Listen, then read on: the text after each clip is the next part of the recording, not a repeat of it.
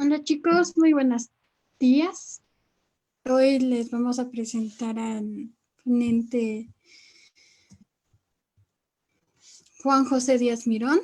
Esta transmisión también se está pasando por medio de Facebook. Y muy buenos días. Muy bien, le quiero dar la bienvenida al ponente.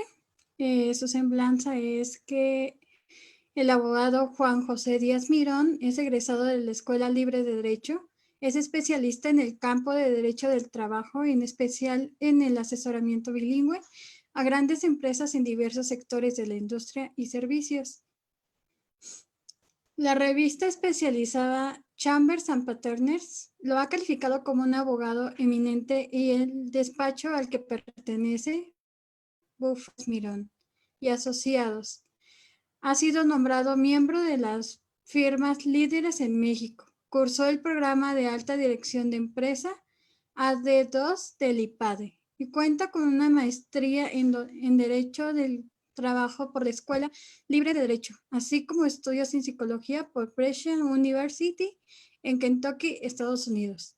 Desde el punto de vista de sus publicaciones, es un activo participante del LexOgy, un foro legal internacional en donde convergen abogados y empresas para compartir sus ideas y estudios, así como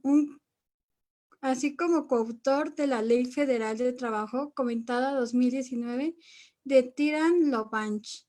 En cuanto a la academia, es miembro de la Barrera Mexicana de Abogados y de la Asociación Nacional de Abogados de Empresa, así como subdirector laboral de INDEX. Participa activamente como ponente en cursos nacionales e internacionales sobre derecho del trabajo y recursos humanos.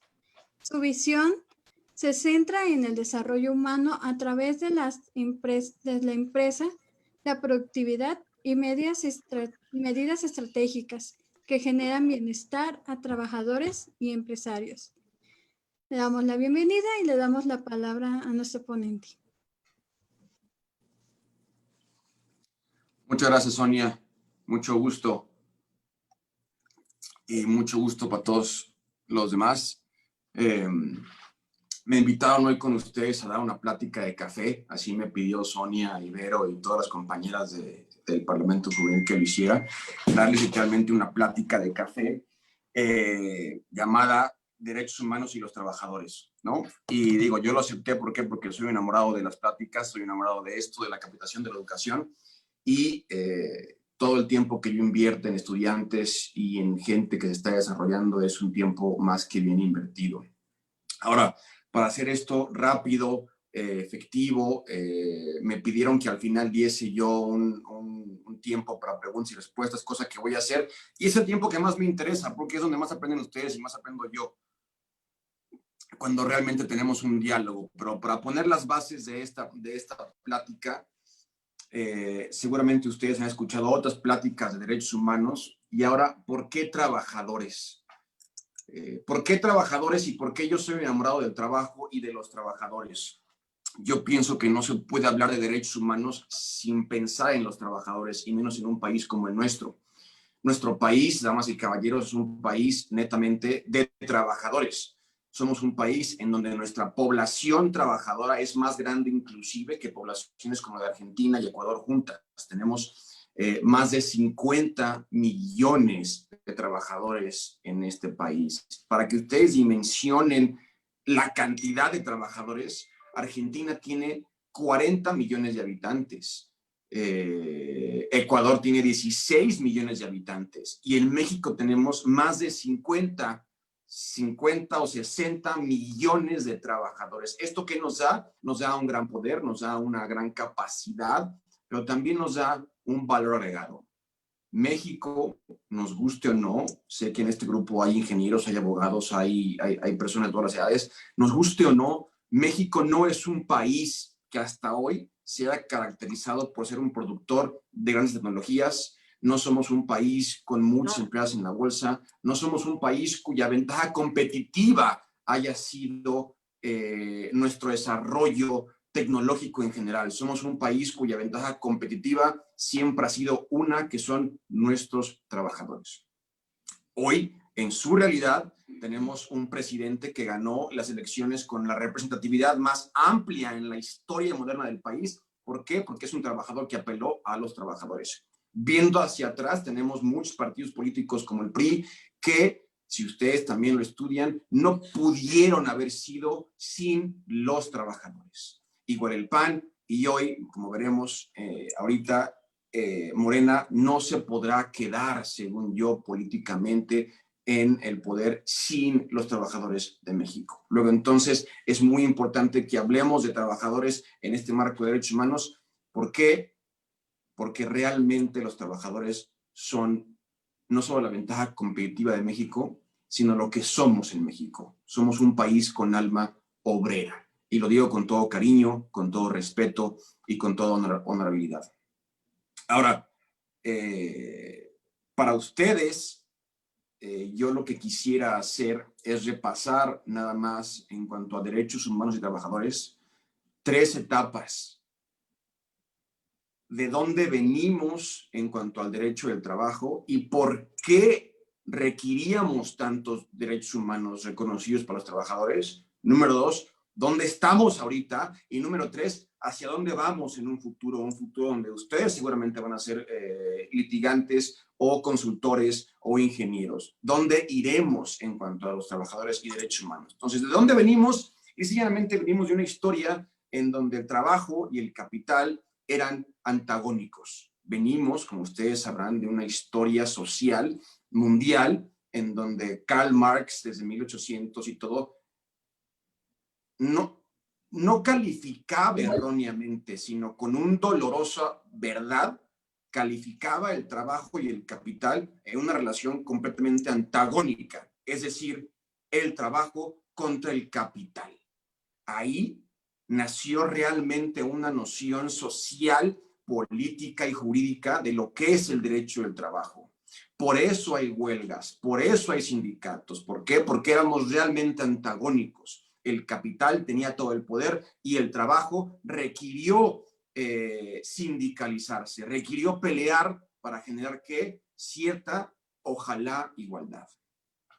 Venimos de un México ya más pegado a 1910, a 1902. Venimos de un México que ya nuestro país de Porfirio Díaz, en donde tuvimos 2 huelgas significativas que ustedes conocerán, de Cananea y Río Blanco, en donde tristemente se dice que ahí nació la Revolución Mexicana, ¿no? Venimos de un México y de un porfiriato que, si bien hubo mucho desarrollo, también hubo mucha desigualdad.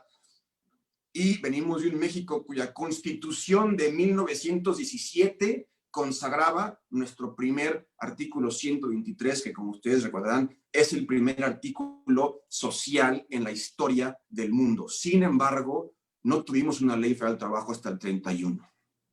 Ley que de igual forma tenía que proteger a los trabajadores. Damas y caballeros, demos cuenta que siempre en México hemos tenido que proteger a los trabajadores.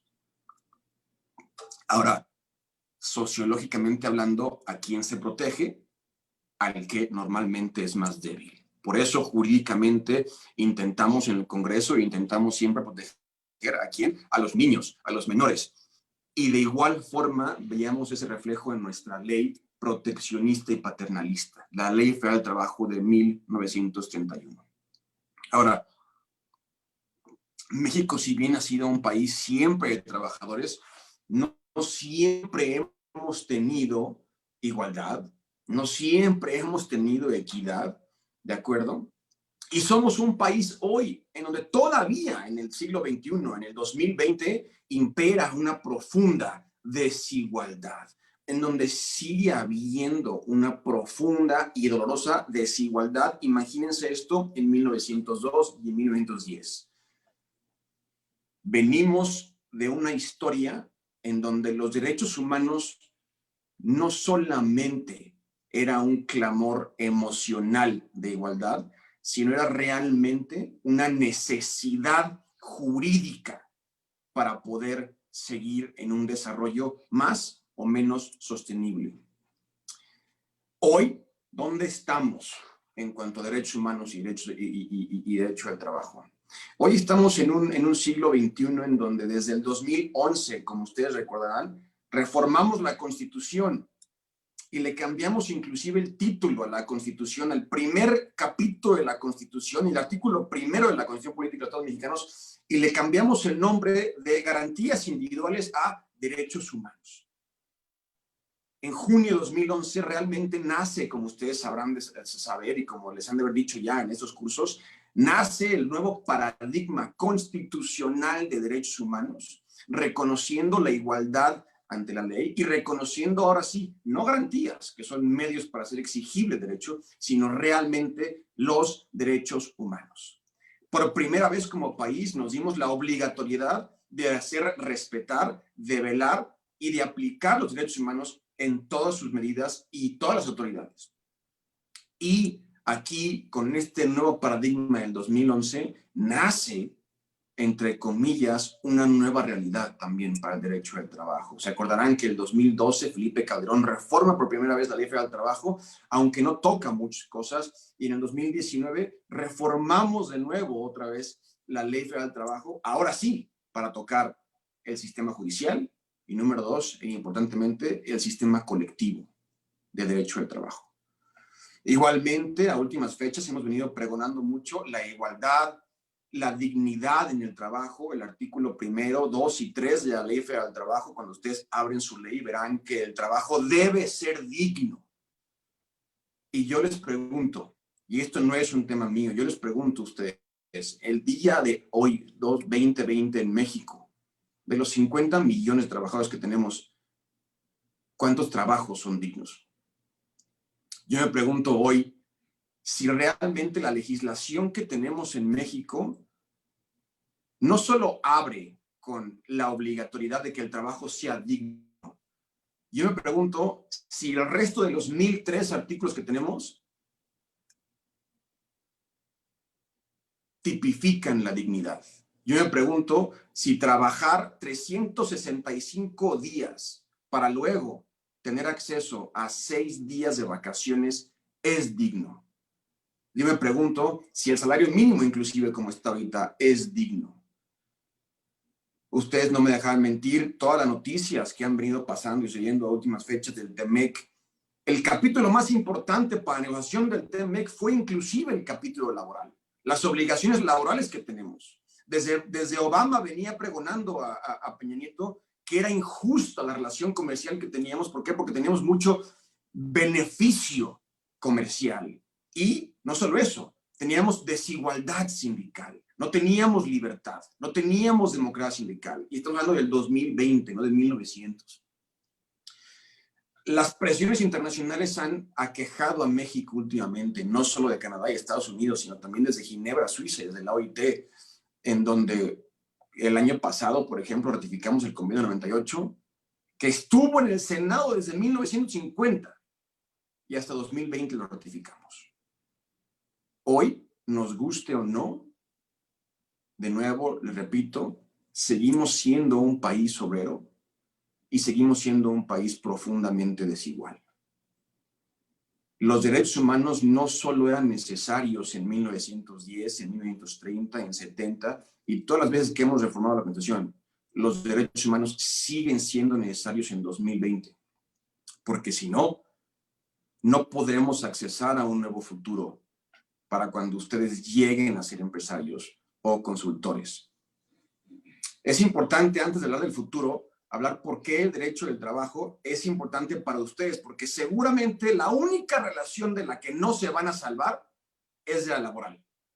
Es posible que muchos de ustedes no se casen, es posible que muchos de ustedes no tengan hijos, porque así lo decidan, pero de la relación de la que no se van a salvar es de la relación laboral, porque algún día en su vida o van a ser patrones o van a ser trabajadores. Eso es seguro.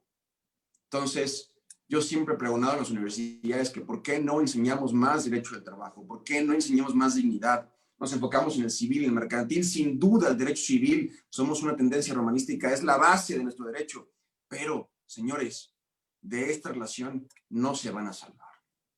Y al día de hoy, en mi experiencia y en mi consultoría, sigue siendo profundamente desigual y muchas veces injusta. Ahora, ¿dónde estamos hoy?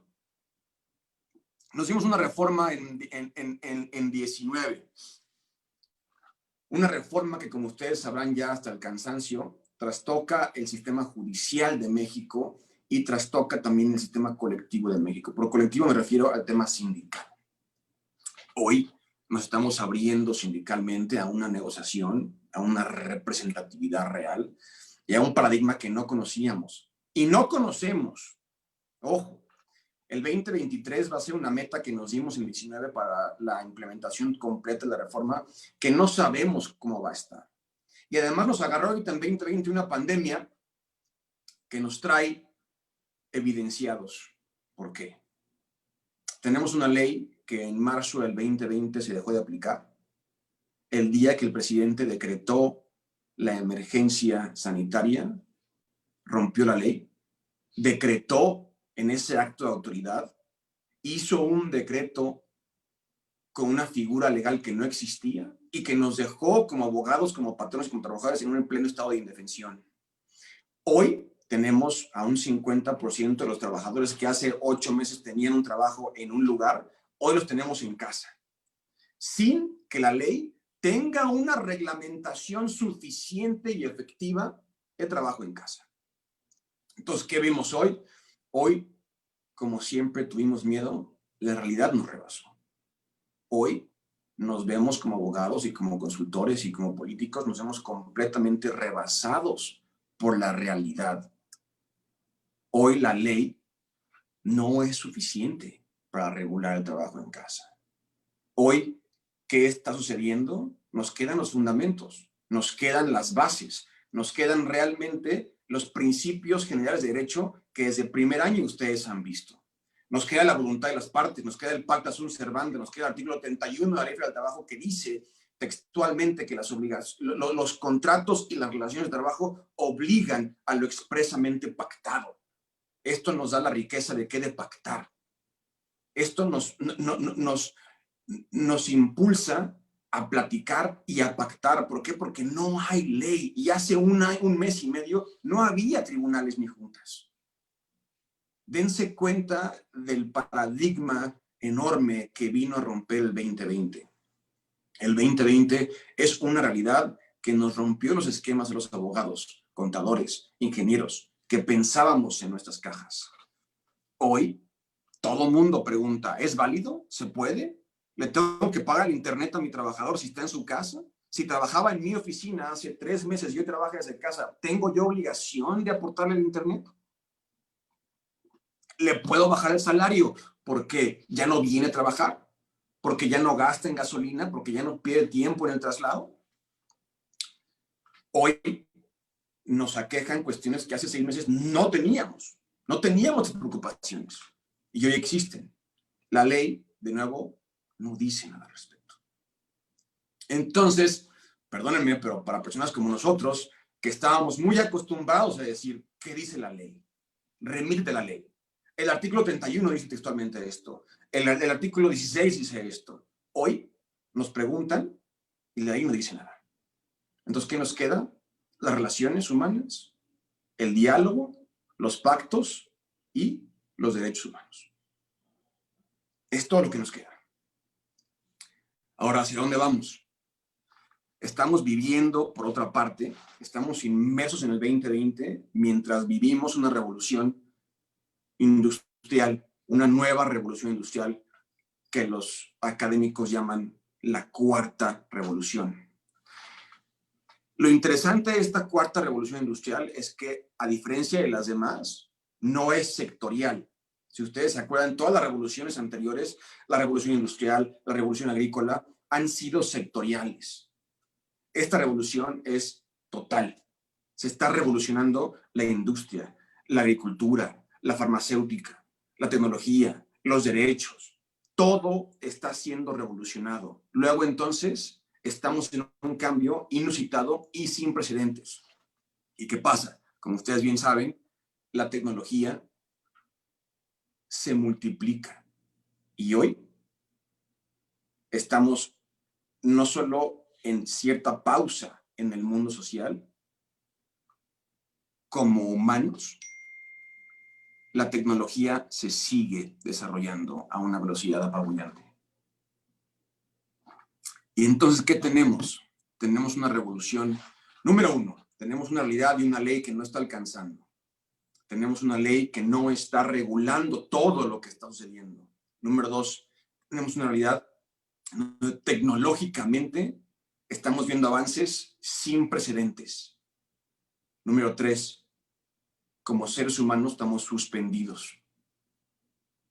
Entonces, un miedo que teníamos todos anteriormente se nos está haciendo muy evidente, y ese miedo era muy sencillo. Estamos creciendo mucho más tecnológicamente que humanamente. Le estamos dando mucho más énfasis al crecimiento y la revolución tecnológica que al crecimiento y la revolución humana. Hay conglomerados empresariales que invierten millones de dólares en tecnología y en desarrollo, pero los humanos estamos estancados. Y si no logramos cerrar la brecha de capacitación, de educación, de desarrollo humano, y no logramos cerrar esa brecha que hay, y la diferencia que hay entre el desarrollo humano y el desarrollo tecnológico, estamos viendo que tendremos una población más grande que nunca en la historia, menos capacitada que nunca en la historia, y un problema tecnológico gigantesco. Andrés Oppenheimer, que tiene un libro que les recomiendo mucho, que se llama Sálvese quien pueda, habla mucho del futuro del trabajo. Y su premisa principal es la siguiente. Él dice que todos los trabajos tienden a desaparecer, todos.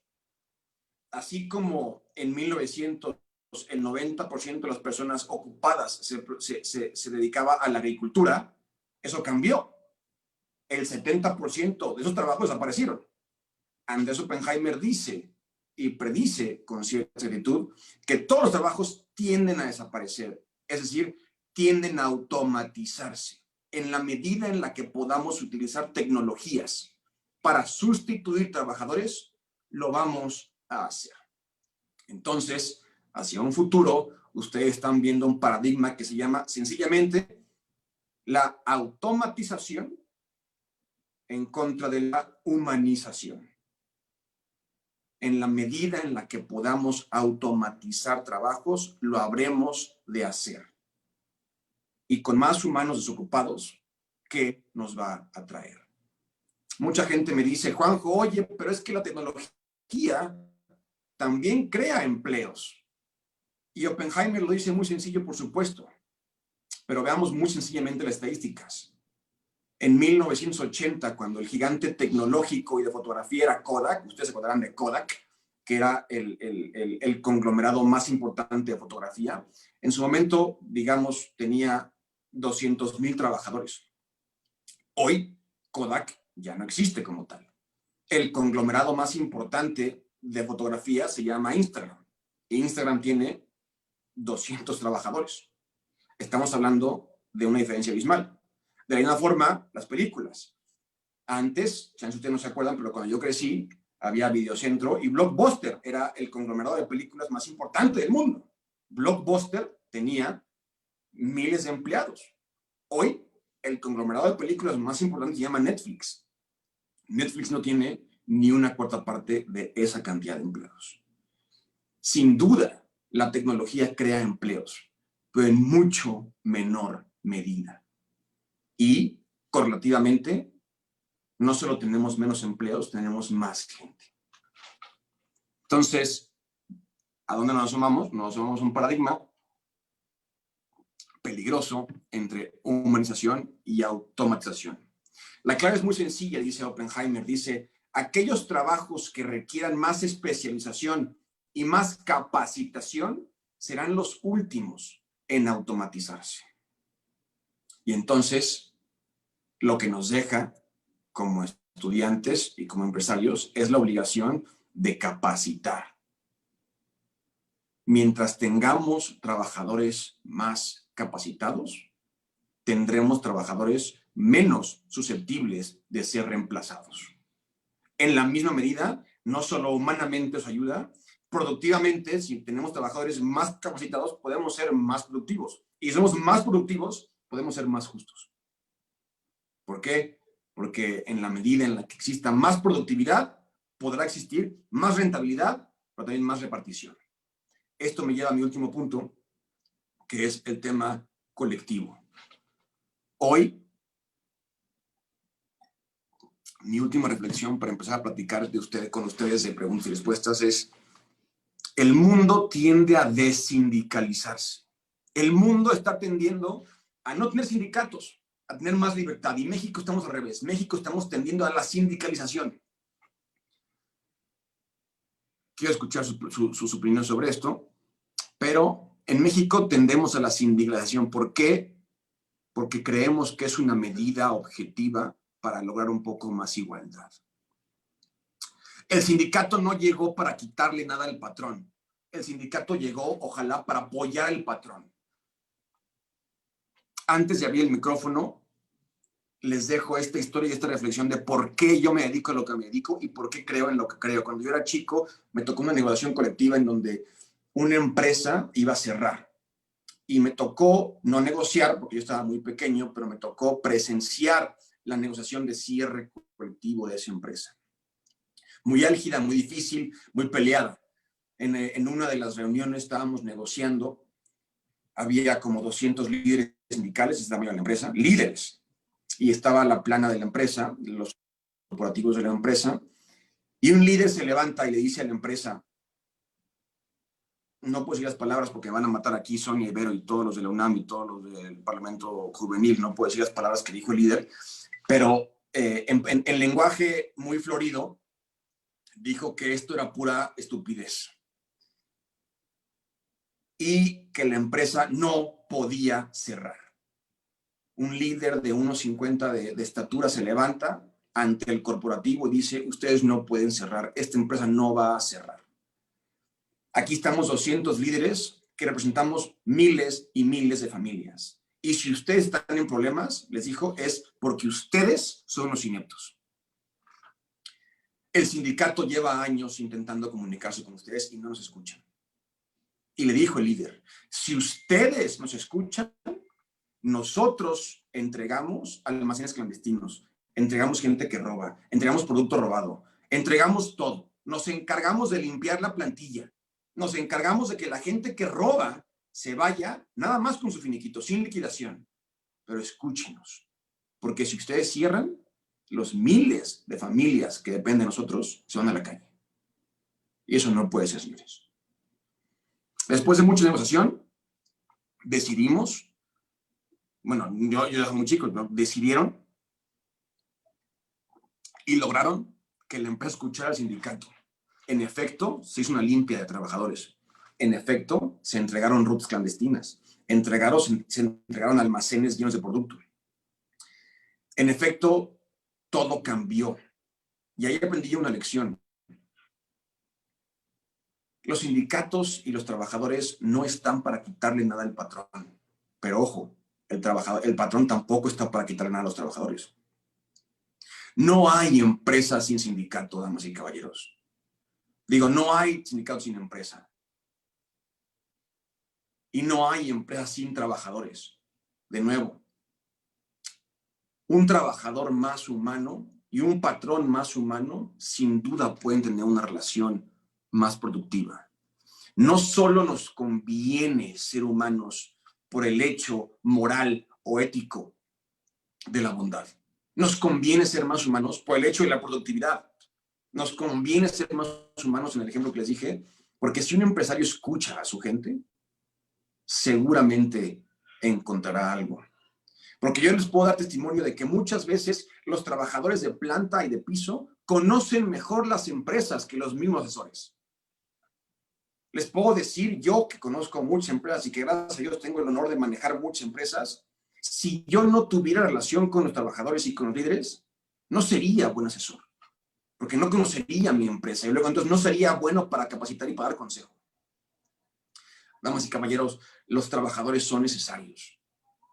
Y les repito, no nos conviene ser más humanos y garantizar más y mejores derechos solamente por la moralidad y la ética de ser buenos. No. damas y caballeros, nos conviene porque también económicamente es mucho más sustentable y es más viable. Entonces, repaso. Venimos de una historia en donde era trabajador contra patrón. Venimos de una historia de mucho abuso, de mucha esclavitud. Venimos de una historia en donde todavía en 1910 había condiciones deplorables e infrahumanas para México, los mexicanos. Es un hecho, de ahí venimos. Los derechos humanos eran necesarios. Estamos en un presente en donde los derechos humanos todavía no se hacen realidad en una gran mayoría de los trabajadores de México. Estamos en un presente donde la ley ya no nos alcanza, damas y caballeros. Y estamos frente a un futuro en donde si no humanizamos, si no capacitamos y si no crecemos en lo humano, la tecnología nos va a ganar. Y va a haber mucho desempleo. Y va a haber gente sin capacidades y sin capacitación. Y eso no solo será malo para las empresas, será malo para los países, será malo para la sociedad, será malo para ustedes, para mis hijos, para sus hijos, para sus parejas. De nuevo, esta relación no la van a escapar. La relación laboral no se les va a escapar.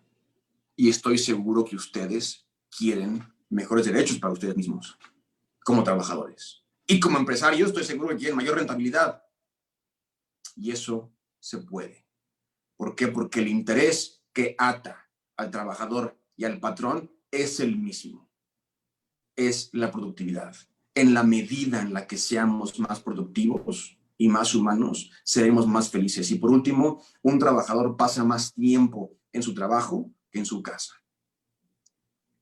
Si pudiésemos, en la mayor medida de lo posible, generar condiciones más estables para los trabajadores de este país, pudiésemos posiblemente tener una sociedad mucho más estable, mucho más feliz y mucho más rentable.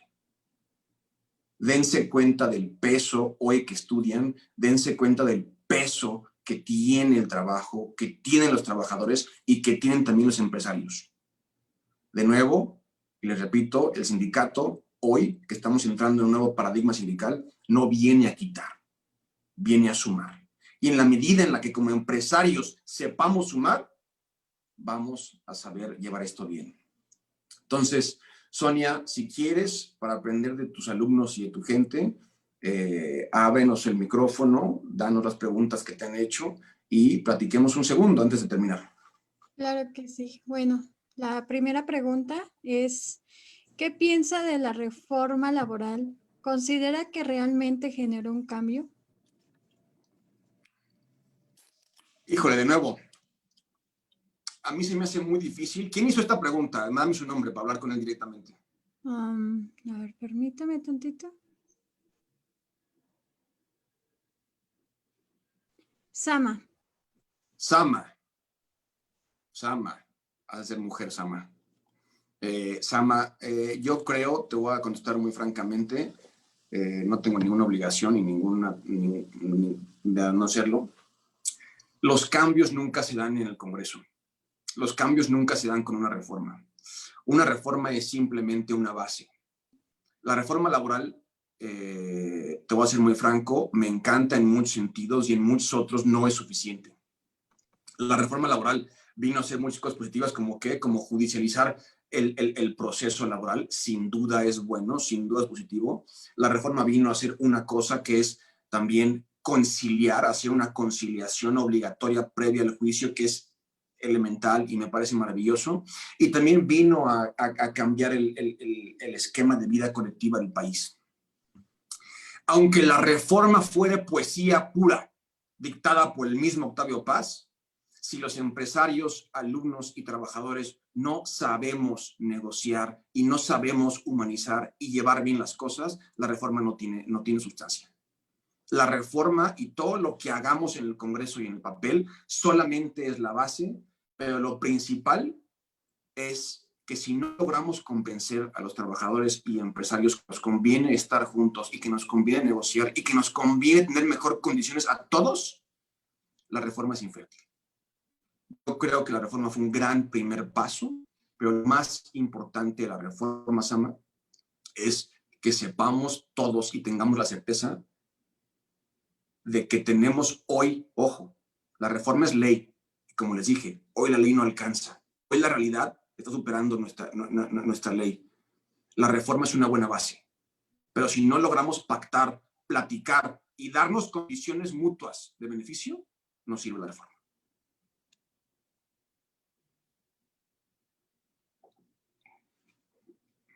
Listo, Sonia.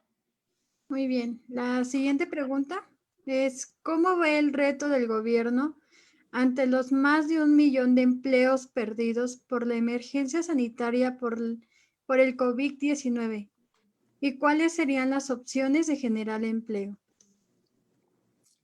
El reto del gobierno es titánico. ¿Por qué? Porque el gobierno puede... esta pregunta me fascina porque el gobierno nunca se imaginó, cuando tomó la silla presidencial, que iba a perder todo lo que ha perdido. El reto del gobierno es muy sencillo. Si el gobierno no ayuda y alivia a los patrones y alivia al sector patronal, va a haber muchos problemas. ¿Problemas de qué tipo? Problemas sociales, problemas de violencia, problemas de recaudación, problemas que pueden peligrosamente acercar a un Estado a la pérdida del Estado de Derecho.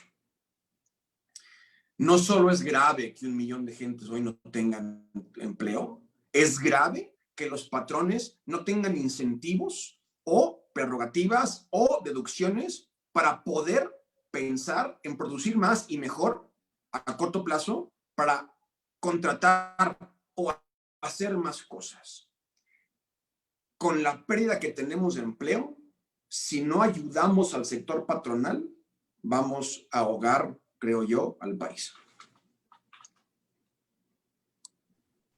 Muy bien. La siguiente pregunta es de Salma, de León.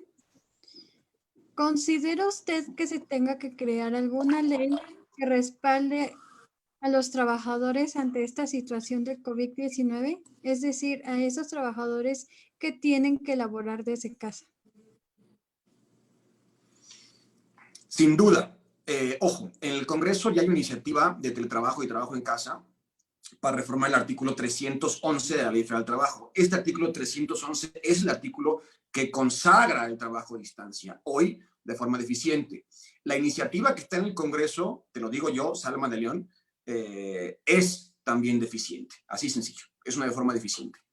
Entonces, de nuevo, la ley está siendo insuficiente para regular los derechos de los trabajadores. Lo que yo te recomiendo y le recomiendo a todo el mundo es, más allá de basarnos y de incurrir en el error jurídico de abogado que siempre hemos incurrido, que es ¿qué dice la ley? Yo te invito e invito a todos los compañeros a que desde hoy piensen en que tienen ustedes la libertad de pactar lo que ustedes quieran.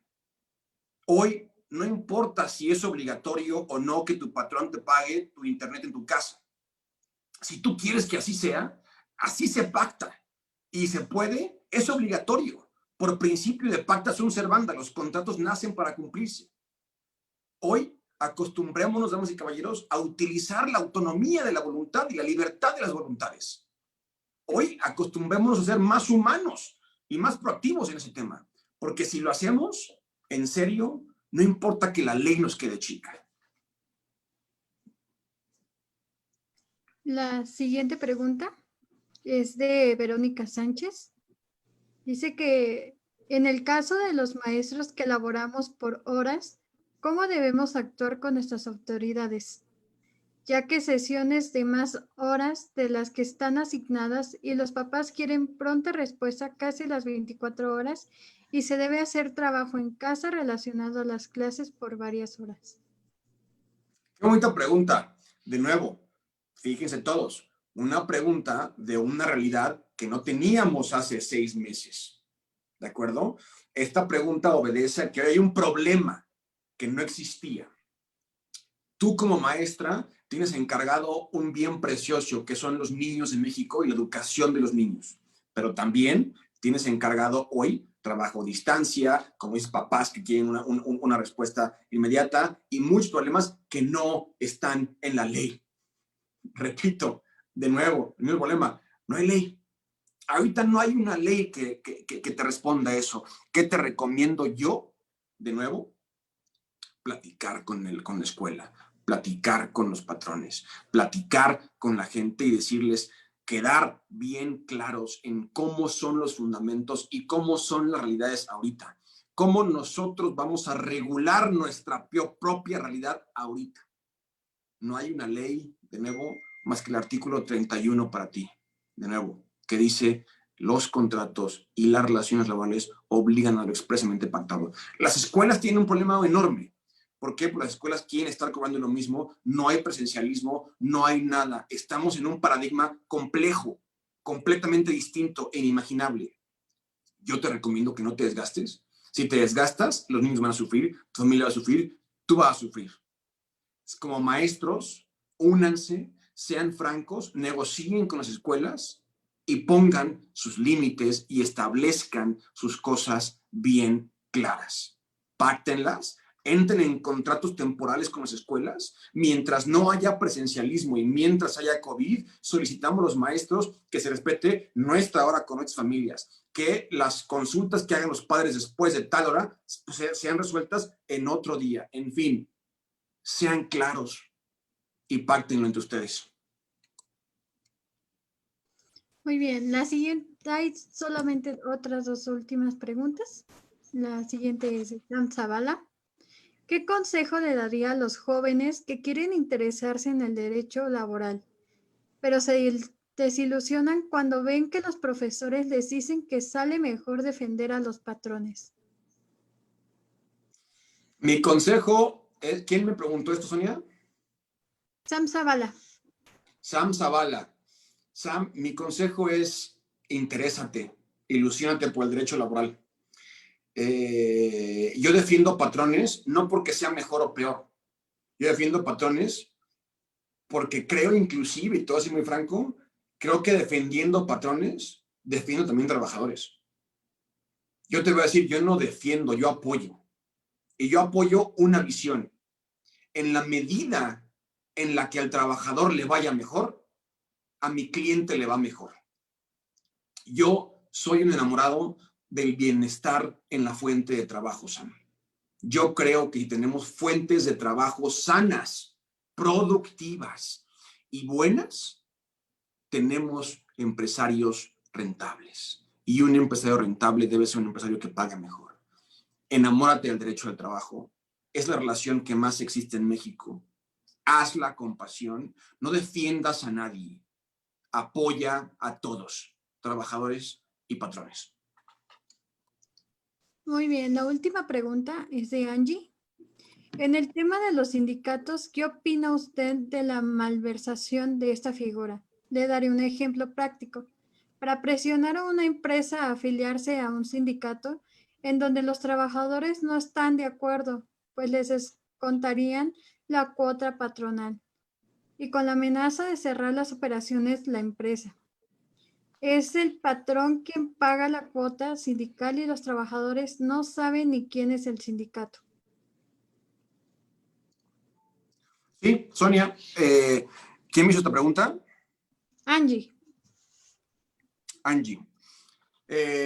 Angie, lo que tú hablas es el sindicato blanco. El sindicato blanco es justamente lo que intentamos erradicar en la reforma del 2019. Por eso hoy tenemos el artículo 390 y el 390 bis de la Ley Federal del Trabajo que consagran la constancia de representatividad mediante la cual hoy ningún sindicato puede pelear la firma de un contrato si no tiene previamente la constancia de representatividad. Te voy a ser muy franco. Sin duda, la realidad que aquejaba a México no solo era una desigualdad, de una extorsión sindical bárbara. Los contratos blancos no nacieron por maldad de los patrones. Los contratos blancos nacieron como un reflejo y como una consecuencia de la extorsión sindical. Hoy, mediante la reforma, metimos un candado que es esa constancia de representatividad, que es una constancia prejudicial, ¿de acuerdo? Y que se tramita ante el Centro Federal de Conciliación y Registro Laboral. y mediante el cual tienes que acreditar que tienes el 30% de representatividad. Hoy, ningún sindicato no representativo tendrá poder en una empresa. De nuevo, espero y estimo que es un candado y un cambio positivo. Pero de nuevo, la clave para evitar extorsiones colectivas y sindicales, la clave para evitar un mal manejo sindical es tener un buen manejo de recursos humanos. Una empresa sana, que tiene trabajadores sanos y que tiene un clima laboral estable, es una empresa donde difícilmente va a haber extorsiones. ¿Por qué? Porque la gente prefiere trabajar y prefiere estar bien. Sin duda siempre hay un maloso, siempre hay alguien que haga ruido, sí, sin duda. Pero uno, entre muchos, no va a tener paso. Entonces, la clave para evitar un mal manejo es tener justamente un buen manejo de tu gente. Es mi consejo y esa es mi clave. Muy bien, le voy a hacer una última pregunta. Es de Marcela.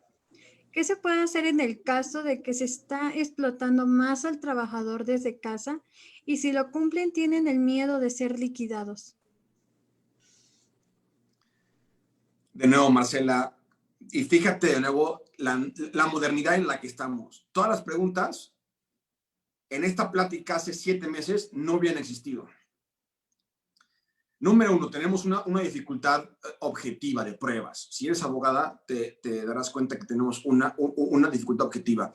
¿Cómo comprobamos que se está utilizando más al trabajador? ¿Cómo comprobamos que estás trabajando más de 8 horas? De inicio, te digo, la jornada de 8 horas diarias, de acuerdo con la ley, artículos 8, 10 y 20, dice que una jornada laboral es el tiempo en la que tú estás a disposición de tu patrón. Y tú en tu casa no estás a disposición. Número 1, estás en tu casa. ¿Cómo sé cuántas horas pasas? No lo sé.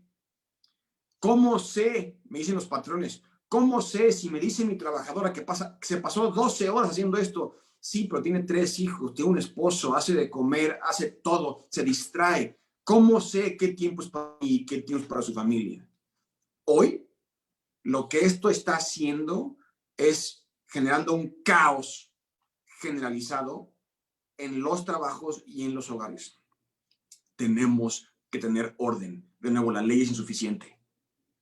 Hay que ser ordenado. Trabajo de tal hora a tal hora. Descanso, puedo comer, tengo hijos. Estar en casa implica mezclar. Hoy tenemos afectaciones sociológicas, psicológicas, psiquiátricas, empresariales. Sean cautos, sean conscientes. No trabajen 12 horas. O con el patrón, de nuevo, platiquen lo más que puedan. Los patrones los van, créanme, los van a apoyar. Si platican las cosas, los tienen que apoyar. ¿De acuerdo? Entonces, mi consejo es, ordénate, sé consciente, sé paciente y platica con el patrón. Habla con él, dile tus necesidades, tus preocupaciones y lo que quieres, porque seguramente él quiere lo mismo. Él también quiere que estés bien, no quiere que estés estresada, no quiere que trabajes menos o en una medida menos eficiente. ¿Por qué? Porque quiere un mejor trabajo. Y un mejor trabajo implica que tú estés bien y también él. Entonces, si quieren lo mismo, platique.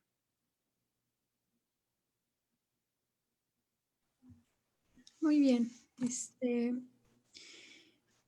No sé si nos pueda dar sus redes sociales para que nuestros... Sí, Sonia, mis redes sociales, con todo gusto.